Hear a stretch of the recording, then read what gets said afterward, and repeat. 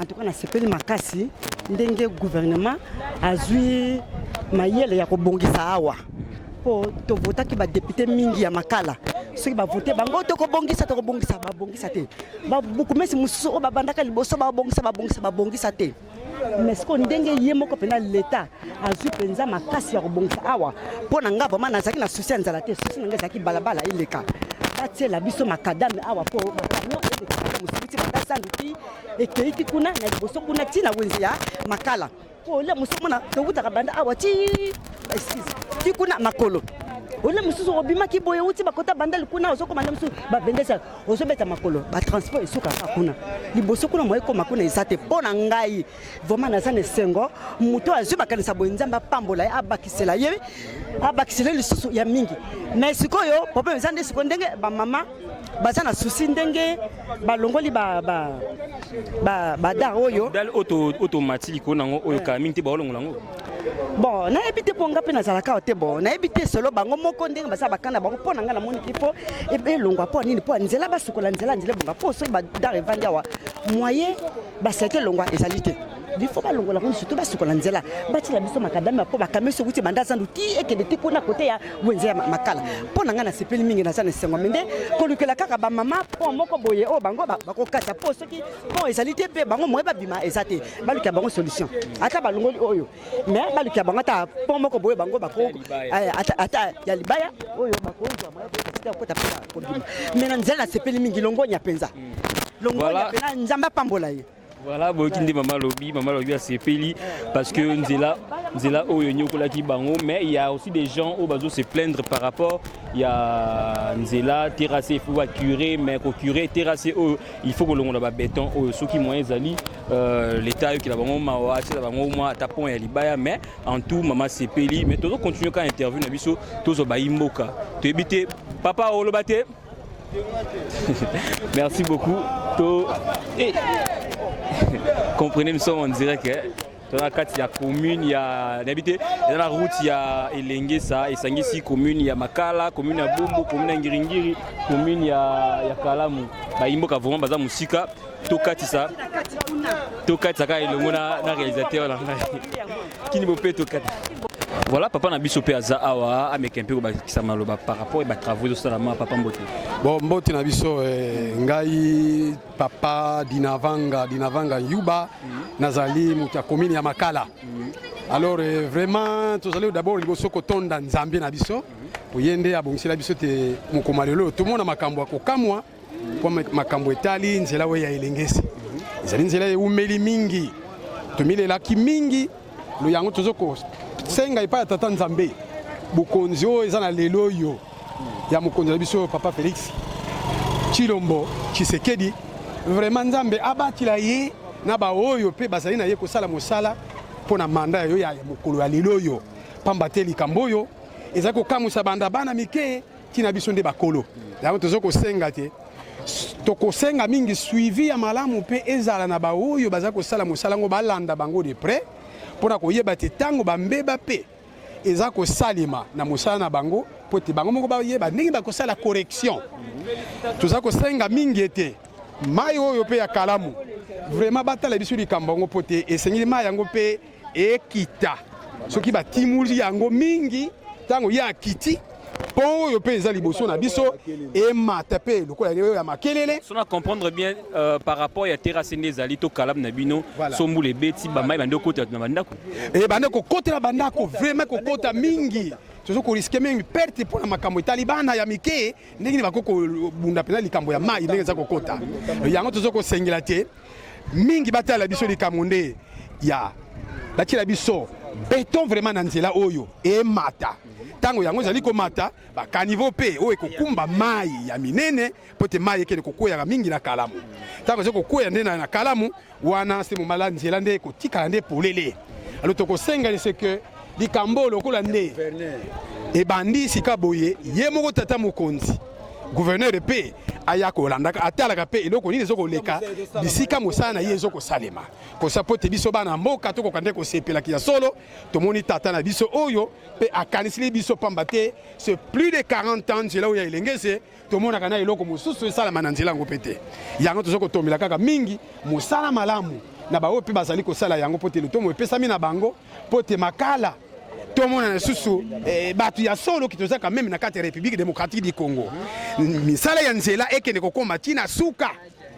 sika bango ne bakani kokomisela biso pote transport epesa biso mwa facilité tala bana mike pendenge babandi koleka kaboye ekozala malamu pote bana balongwaka na banzako bamata na mituka pote komisaka bango bisika ba ekole na bango nde ezali voye eloko mingi ya makasi tozo kosenga te bokonzi na ye evanda kaka biso tozali kaka nsima na bokonzi na ye na baoyo mpe baza kolanda ye baza kosala na ye topese bango kaka ne mosala makasi mosala malamu nzambe nde apambola bango. Mais problème moko ezali par rapport ya bandeko bavandi na ngambo wana bazo se plaindre par rapport ya bapont na bango so babuki bango moyen ya kotraverser ekozala te moi liloba mpona bandeko wana. Bon mpona bandeko wana ntuka bazali mpe bato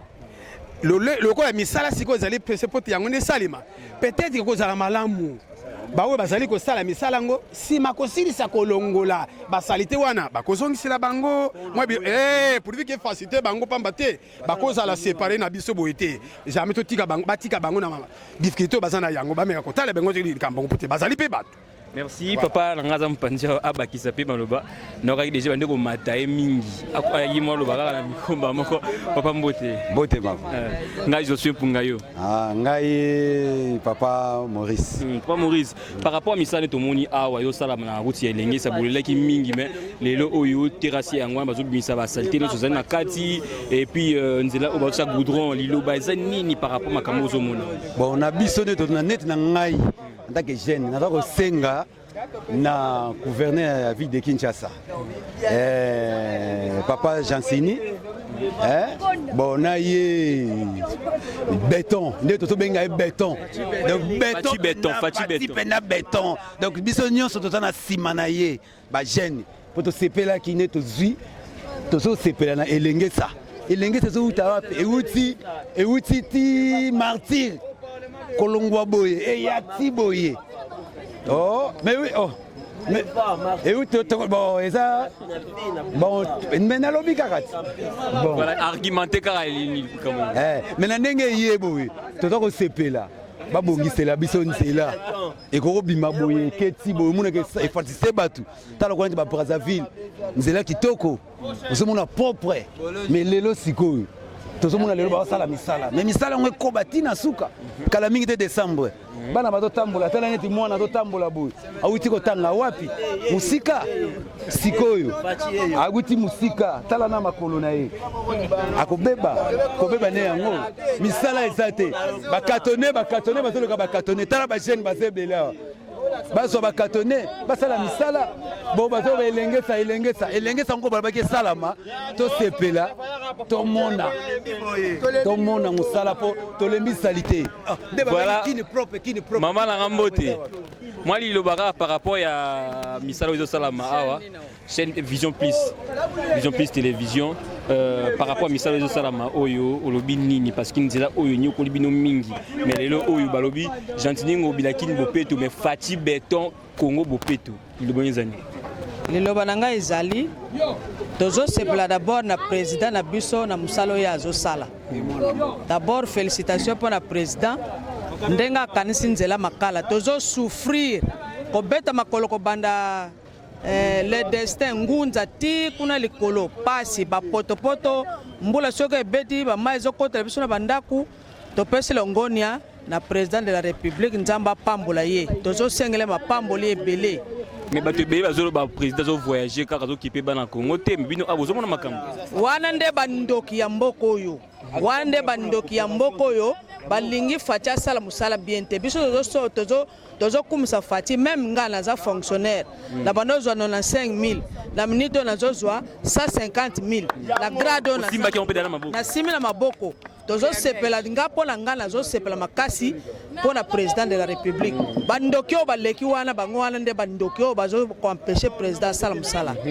Merci beaucoup balobi fati beto babi Congo bopeto ndeko nanga bakisa nende pona bino lelo tozozwaka ba avis ya population par rapport à sengo bazana ngo pona misala de salama a ndeko nanga mbote nga je suis punga yona komona nga Jiras Lukau papa Jiras Lukau malobano za nini par rapport ya misala de salama oyo nzilo nyoko libino malobano za nini Bon, premièrement, on a fait merci à la présidence de la République, le gouvernement provincial, on a raisonné sur ça. Parce que tu as des présidents, Mobutu, Kabila, on a fait au Congo. Nous avons un régime belé.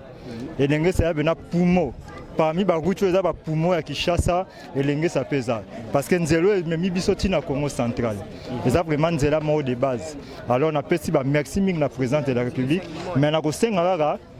ba continuer na suka parce que tu na mboka na biso surtout na ba mandé leki bazalaki au mona ba linga ba sala loko mo ba bandi na début au mona ba osuki sate to senga ndenge ba zubi na inasivu beke ndeti na suka ba silisa yango et oza bien pero opsu na ki senga susu batala na biso ba habita ya bumbu kalamu na makala surtout bato bazala commune ya kalamu baza pene ya kalamu bameko bukela biso pont ya bongolo basala tirage kalamu mobimba ndenge basala en 2011 et oza malamu en tout cas longue vie na président Fachi pe ba bonne chance na président Gentini Ngobila le gouverneur mamba malamu na yebi ke kozala en tout cas président Fachi soko landanga o agene na yebisao yeba ngo soda na soko kende guerre bato ba finga ba critique ba zanga raté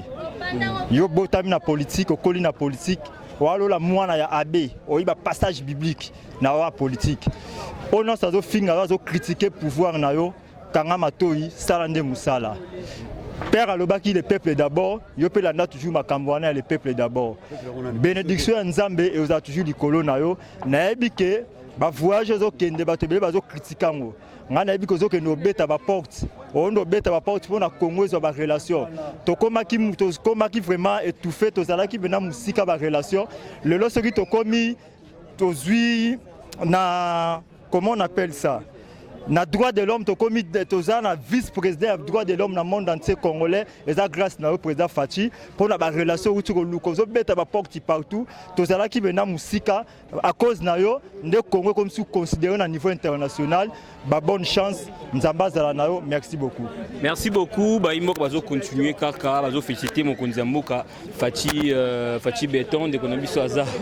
yepi ameka pe ko bakisa nde kombote mbote bon en tout cas nous sommes heureux dans l'initiative Oyo en tout cas et ça lui battant belé biso pas même voir que to bota maman to kuti initiative Oyo za réalisé mais to lingi que et kende jusqu'au profond et sous kananzela te mais loko moko to souhaiter ça que omoni ko sala nzela za bien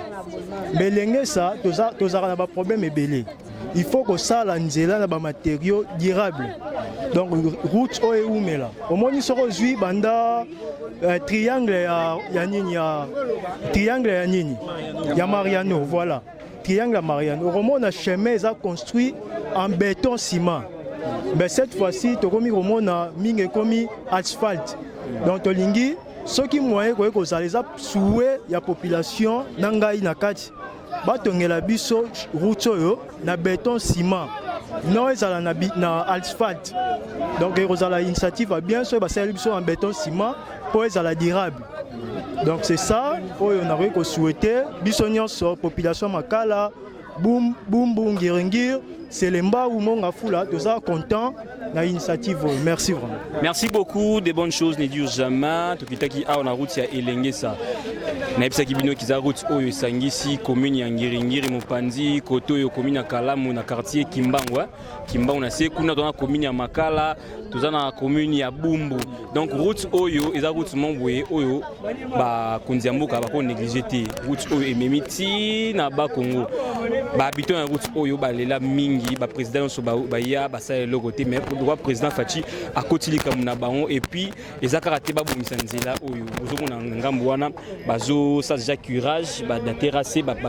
plastique ezolongwa et puis bacha awa béton bacha goudron nyonso awa vraiment félicitations na mokonzamboka Fachi longonia vraiment et puis bazo féliciter yo ndenge ça ba voyage na yo quand bien même bato miso bazo le voyage na yo apporter le côté mais biso moko population to mona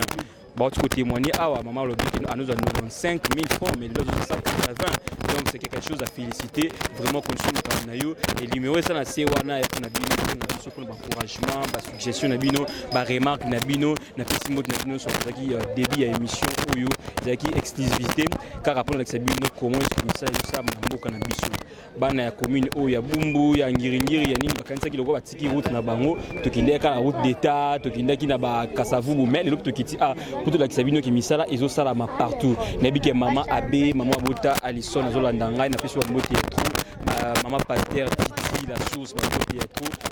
trop et puis maman Ariette Upumba na kati ya France na peso mbote trop mikolo notiki ngai mais nabi kotika ngate je suis pour ngai non zela kaka maman Agnès Nyanga sa mbote trop le numéro ezawana bobenga biso pour ma soutien à bino avec mon boss Raphaël Walukonka accompagné na madame Bella Dinganga balobi je suis to kinde liboso to tikamte to bese abraté to kinde ka liboso mais numéro ezawana bobenga biso. Je vous donne rendez-vous très prochainement avec d'autres éléments, pourquoi pas d'autres invités. Portez-vous bien, au revoir.